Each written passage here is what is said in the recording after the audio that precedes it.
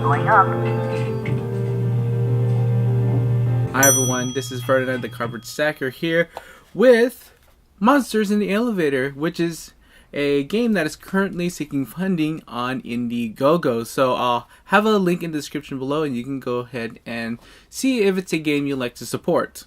This game is also one of the 5 games that Hasbro has selected to be part of their game design contest. So this is one of them, and it's a game about monsters in an elevator, and you're trying to get monsters in the elevator and get them out on these very specific floors, and you're trying to survive that in about 20 rounds or go to the 20th floor.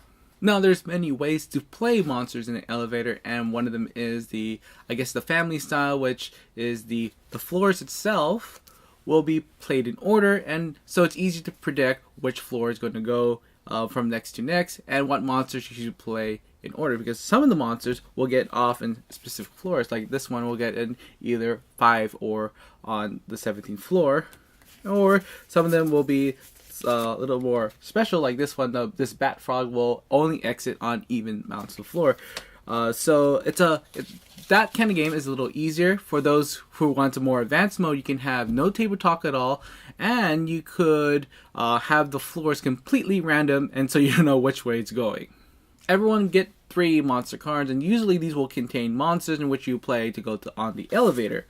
Sometimes you will have some action cards will be somewhat useful. Sometimes they'll get rid of all monsters, or sometimes we'll just get 1 or 2 monsters off. On every floor, everyone will pick a card, a blue card, and one of these monster cards, and they would wait for everyone, and we'll play them simultaneously and see what the results is. If there's any monsters, they go hop into the elevator car. If they play an action, they get to do their action as well. But the catch is, the elevator can only hold so much weight. So, for example, for this manga, which is probably the biggest card in the deck, is 50 pounds.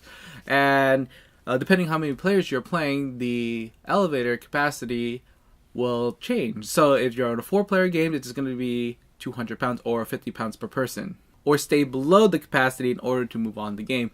Anytime when the capacity is over, you immediately lose the game and all those poor monsters fall down. So it's really a game of trying to figure out what people have in their hands and hopefully find a way to play your monster. Because if you keep playing small monsters, over time you'll be building up to get larger monsters. So playing the right card at the right time is very crucial.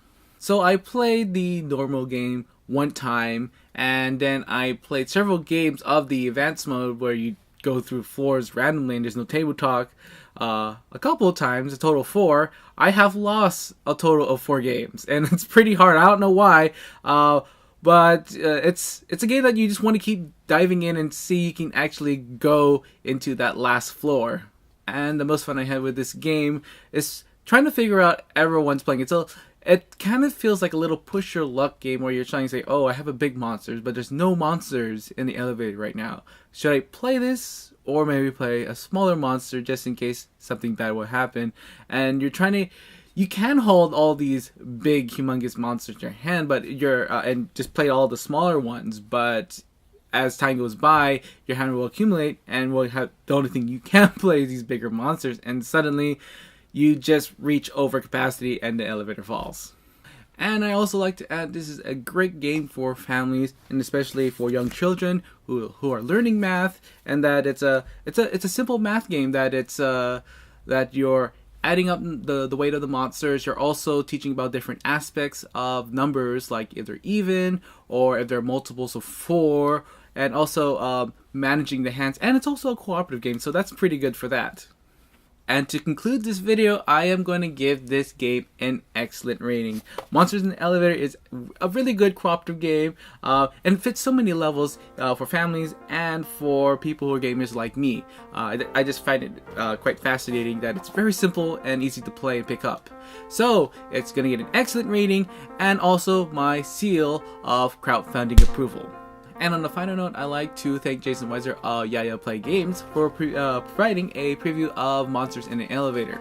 If you found this video helpful, go give me a like. For more videos like these, go ahead and click on that subscribe button.